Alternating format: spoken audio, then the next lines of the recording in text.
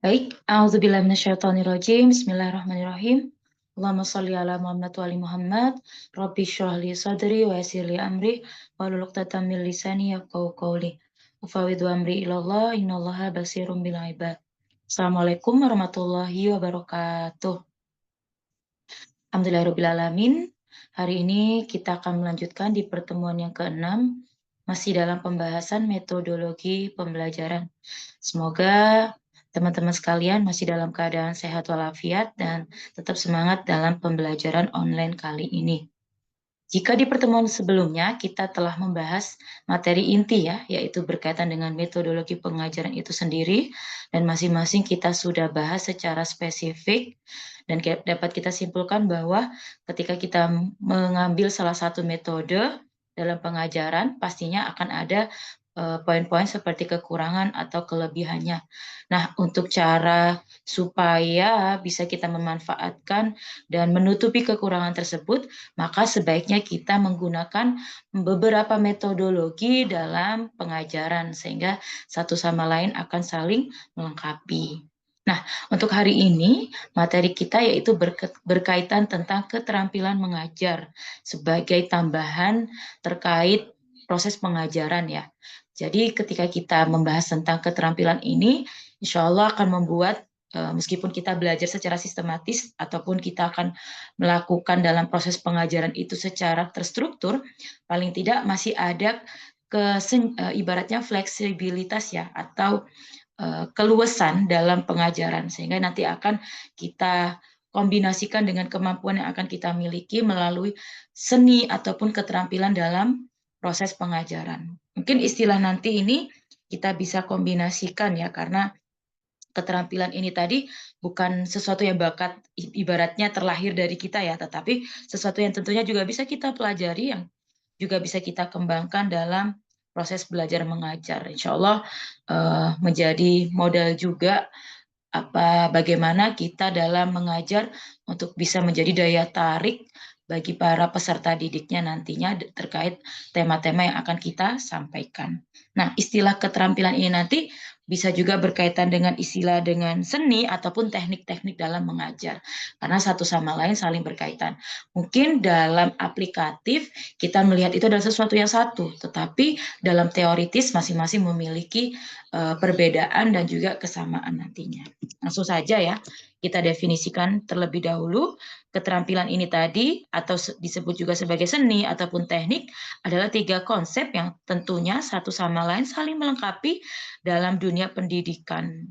Adapun yang pertama kita akan bahas adalah berkaitan dengan keterampilan ya atau skill ya, yaitu sebuah kemampuan yang dimiliki oleh guru atau pendidik dalam melaksanakan proses belajar mengajar secara efektif. Adapun di sini ciri utamanya adalah praktis dan spesifik ya, langsung gaspol ibaratnya langsung ibaratnya apa ya? Kalau kita bilang satset gitu ya.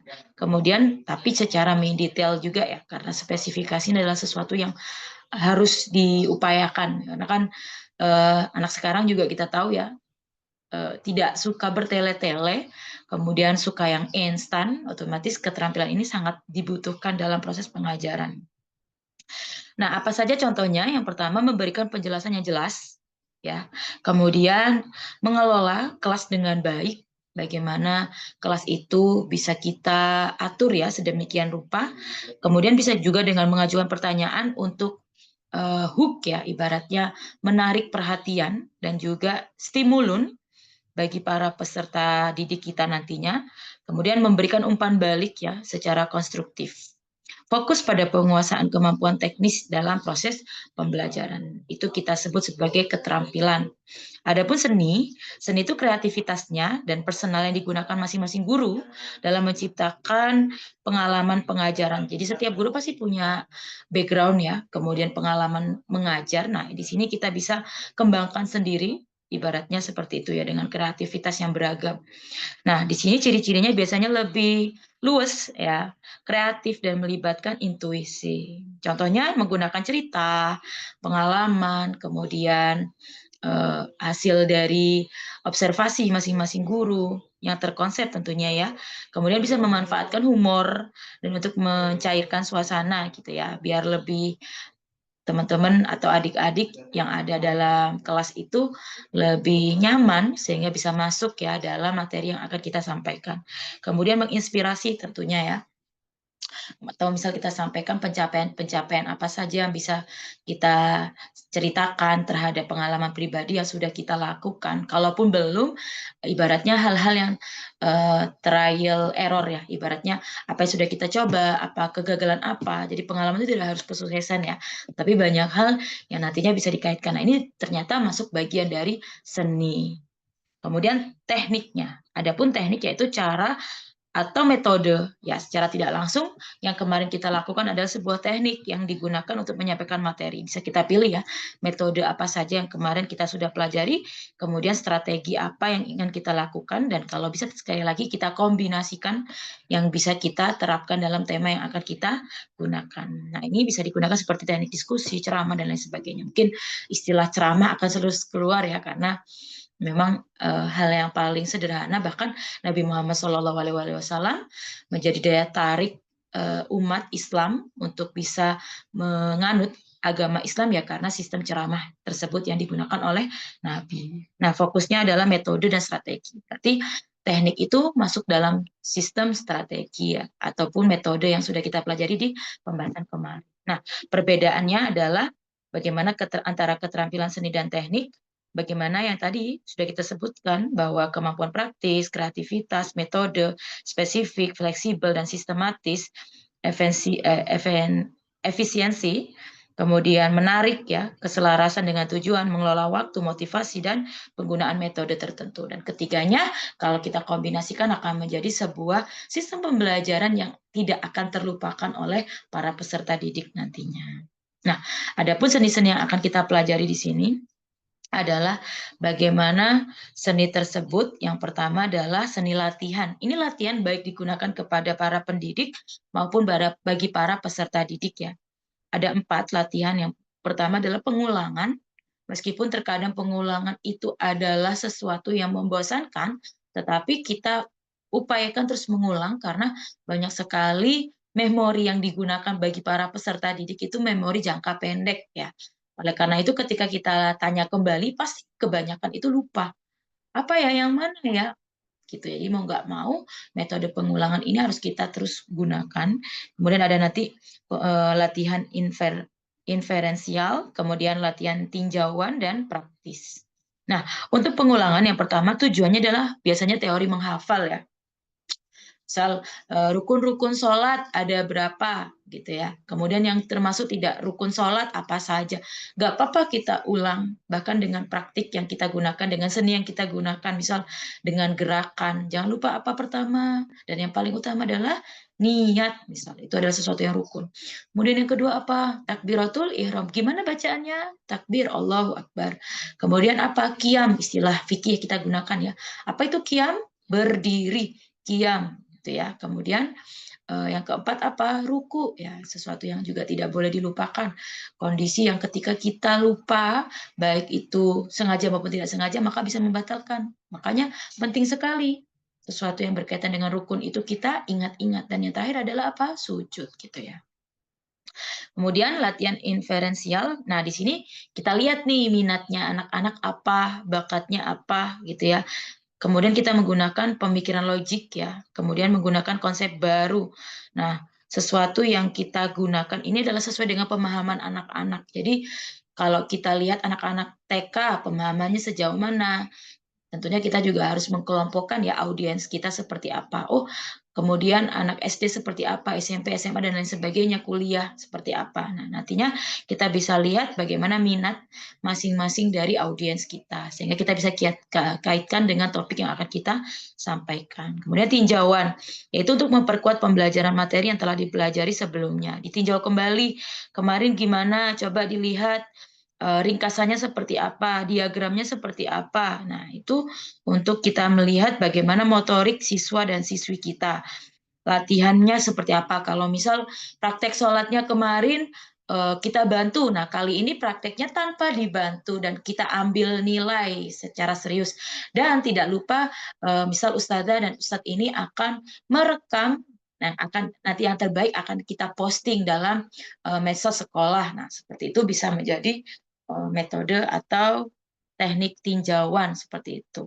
Kemudian menggunakan ibaratnya yang terakhir yaitu latihan praktis ya, keterampilan motorik ya. Tadi kalau sudah ditinjau tentunya nanti kita akan melibatkan bagaimana praktikumnya seperti apa. Nah, itu tadi misal kalau tadi sholat sekarang wudhu ya. Silakan apa saja yang dibutuhkan, misal air yang seperti apa.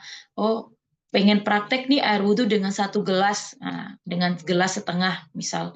Apakah kita mampu? Ternyata alhamdulillah dengan mazhab Ahlul Bait itu dengan segelas air itu bisa praktikum. Nah, kita bisa lihat latihan praktis ini cukup tidak dengan menggunakan wudhu. Oh, ternyata alhamdulillah cukup dengan sekali berwudhu dan 1 kali pengulangan. Gitu. Nah, adapun panduan-panduannya ya, peserta didik tentunya harus memahami tujuan latihan,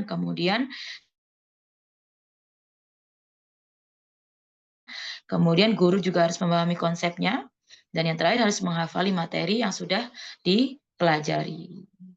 Nah, itu tadi terkait seni bagaimana latihan ya. Nah, yang berikutnya, apa saja sih keterampilan yang harus dimiliki oleh para peserta didik ya dalam mengajar? Yang pertama, usahakan guru tidak menggunakan bahasa-bahasa yang sulit atau tidak dipahami ya. Kalaupun ingin menggunakan bahasa ilmiah silahkan, tetapi kalau bisa didefinisikan ya. Ada banyak sekali meskipun anak-anak sekarang modern ya, tapi Al-Fakiro sering menemukan anak-anak ketika belajar contohnya bahasa Inggris ya.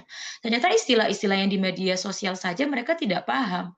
Ternyata banyak sekali mereka hanya gaul bahasa-bahasa sigma, bahasa-bahasa skena, misalnya gen alpha, gen Z, itu hanya sekilas saja, tetapi secara mendalami pun mereka tidak bisa memahami. Makanya istilah-istilah ilmiah apalagi ya, mau nggak mau kita juga harus mendefinisikan. Usahakan juga jangan sampai kata-kata itu kabur ya, karena itu adalah keynote ya. Ibaratnya kata kunci yang akan menjadi rekaman dalam memori anak. Jadi ketika misal bahas tentang kiam, itu kata kunci bagaimana harus terekam dengan baik, yang mana kita juga harus pandai dalam mendefinisikan. Karena itu nantinya akan menjadi tolak ukur pemahaman anak. Sehingga nanti ketika praktek, ketika kita bilang niat, kiam, insya Allah sudah tidak bingung. Berikutnya, kalau kita bisa terapkan lagi ya di sini, mungkin bagaimana antusiasme, ini B ya, salah ketik ya, antusiasme dan gerakan guru. Biasanya mungkin Ustazah juga sering ya, Al-Fakira juga sering bicara bahwa kelas itu artisnya adalah kita, dan kita adalah menjadi daya tarik mereka. Usahakan kita percaya diri aja dengan materi yang kita miliki, tentunya harusnya dengan penguasaan materi yang akan kita sampaikan ya. Kemudian kita sampaikan dengan juga pola-pola gerakan yang bisa mengingat, misal qiyam, berdiri, atau dengan lagu-lagu gitu ya.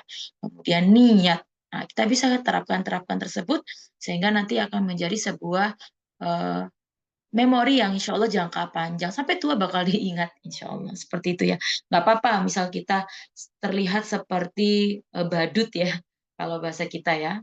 Tapi paling tidak anak-anak akan terkesan dengan apa yang kita ajarkan. Karena itu adalah sebuah penerapan gaya ataupun gerakan ya. Gerakan itu yang akan bisa menjadi lebih daya tangkapnya bagi para peserta itu gampang ya, karena banyak sekali yang dilupakan, entahlah apa ya distraksi yang bisa ibaratnya menjadikan memori anak-anak sekarang itu cepat sekali lupa, tapi paling tidak dengan kita menggunakan pola-pola gaya-gaya pengajaran yang menarik, insya Allah tidak dilupakan. Kemudian keakraban dan humor, insya Allah tidak menjadikan kita tidak dihormati, tapi humor-humor tetap menjadikan sebuah micin ya, kalau kita bahasanya bumbu-bumbu pelengkap ya, sehingga menjadikan anak-anak itu akan tertawa, kemudian fokusnya akan kembali lagi. Makanya usahakan keterampilan dalam humor itu kita gunakan dalam proses ajar mengajar. Nanti bisa dibaca juga ya di sini ya. Kemudian Kita juga bisa menggunakan proses-proses yang lain ya, yaitu mengajukan pertanyaan, memahami masalah siswa. Coba apa nih masalahnya gitu ya, berkaitan dengan sholat, ya subuh susah. Nah, itu nanti bisa kita terapkan juga. Kenapa di antara sholat-sholat yang paling susah itu subuh? Nah, kita bisa jadikan pemantik di sini. Ternyata Allah itu sangat suka ketika misal saat subuh merupakan waktu yang benar-benar malaikat turun, bahkan ketika kita melek. Tapi ternyata kita sangat, kesulitan kalau istilah kita dikencingi setan ya.